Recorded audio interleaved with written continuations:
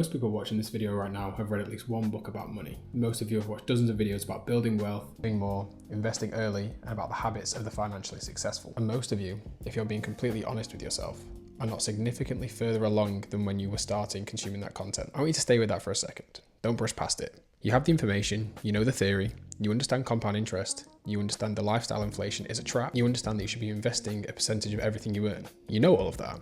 So why isn't it working? Here's what I'm going to tell you in this video that almost no one in the personal finance space will say out loud. The reason you are still financially stuck has almost nothing to do with money. Stick with me, because by the end of this video, you're going to see your financial situation in a way you've never seen it before. And once you see it, you can't unsee it. We are living in the most information-rich period in human history. If you wanted to understand the mechanics of building wealth, the actual nuts and bolts of saving rates, index fund investing, debt elimination, you could learn everything you need to know this afternoon for free without leaving your house. And yet financial anxiety is at record levels. Personal debt in most developed economies has never been higher.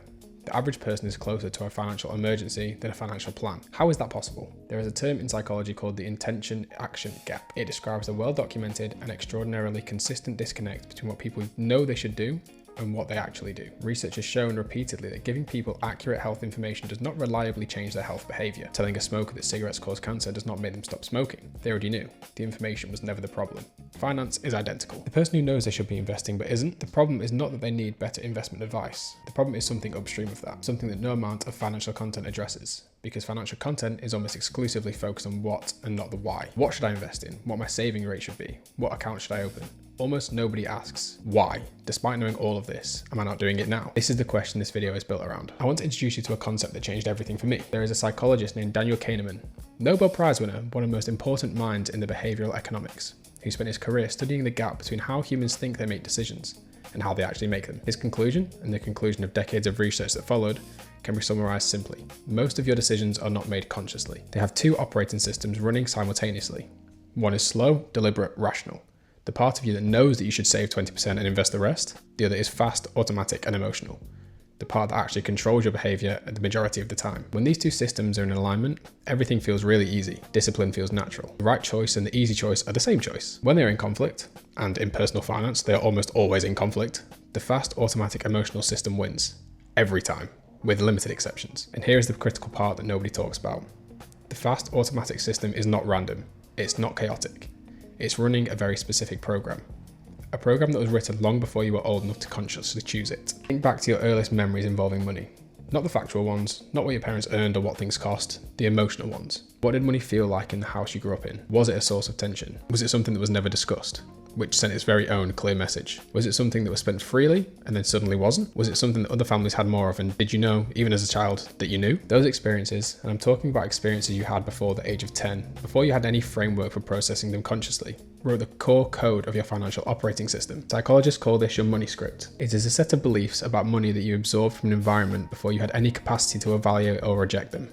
It runs silently beneath the surface of every financial decision you make as an adult. Here's what it looks like in practice. Someone raised in an environment where money was a source of stress and conflict may unconsciously self-sabotage when they begin to accumulate it. Not because they're irrational, but because wealth feels dangerous at a neurological level. The nervous system has been trained to associate financial stress with normal and financial growth with unfamiliar, and the brain is programmed to return what is familiar. Someone who grew up watching money spent as soon as it arrived, not out of recklessness, but out of genuine belief that it would not last, may find it almost impossible to leave money sitting in an investment account with the impulse to find a use for it. Someone who was taught explicitly or implicitly that wealthy people are greedy, unethical, or somehow less morally worthy, and this is more common than most people will admit, has built an identity that is in direct conflict with the financial outcomes that they consciously say they want. You cannot outwork a belief system. You cannot save your way past a subconscious conviction that you do not deserve to keep the money. You cannot invest your way through a deep-seated fear that security is always temporary. Information cannot fix a belief.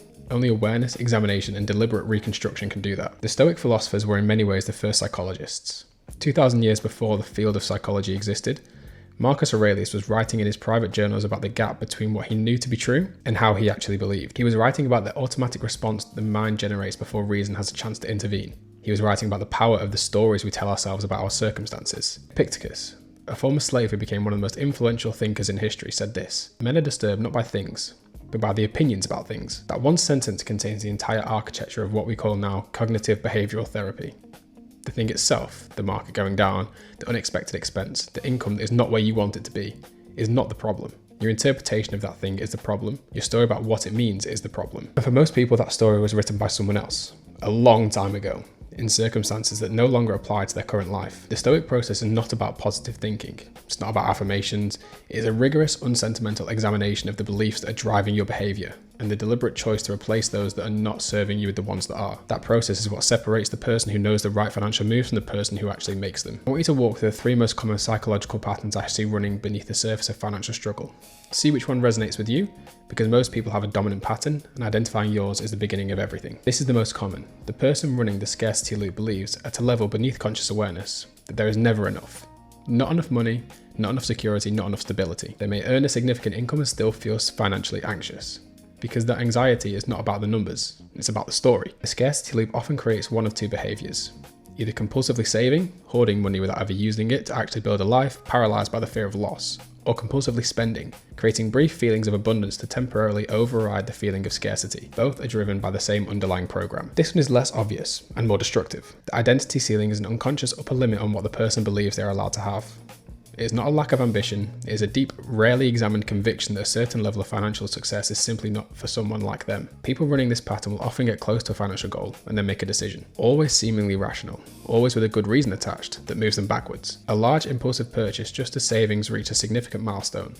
An investment abandoned at exactly the wrong moment. Business opportunity declined just as it was about to pay off. This is not bad luck, it is the identity ceiling enforcing itself. This pattern carries the most emotional weight and is the least frequently talked about. The worthiness block is the belief absorbed most often in childhood, that financial prosperity is morally suspect, that wanting more is greedy, that people with more money are different from people like you, and not in a way that is aspirational. People running this pattern often feel like a quiet guilt around money that they cannot fully explain. They undercharge for their work, they give away more than they can afford, they self-sabotage at the threshold of significant financial progress. Not because they are generous or humble, but because their nervous systems has associated wealth with a version of themselves that conflicts with their deepest sense of identity. One of those 3 patterns is almost certainly running in your financial life right now. Maybe even 2 of them. The question is not whether you have a pattern. Everyone does. The question is whether you are willing to look at it. Now, naming the pattern is not enough. Awareness is the beginning, not the destination. The path forward requires 3 things. And I want to be honest with you, none of them are quick. And none of them come from watching more videos. The first is examination. You need to go back with intention and honesty to the beliefs that you hold about money and trace where they came from. Not to blame anyone, not to explain away your current circumstances, but to separate the beliefs that you consciously choose to hold from the ones that were handed to you before you had a choice. The second is reconstruction. For every limiting belief you identify, you need to build its replacement. Not a wishful affirmation, but a deliberate, behaviorally grounded new belief. One that you will prove to yourself through action, not through repetition. The third is consistency. The old pattern was built through thousands of small repetitions over many years. The new one is built the same way, through daily choices made with awareness that vote for the identity that you're constructing rather than the one you inherited. This is the Stoic process applied to wealth and is the most underused framework in personal finance. If everything I've covered in this video resonates with you, if you can recognize one of these patterns in your own life and you want a structured way to begin examining and dismantling it, I've put together something that goes significantly deeper than a YouTube video can. It's called the Stoic Wealth Blueprint.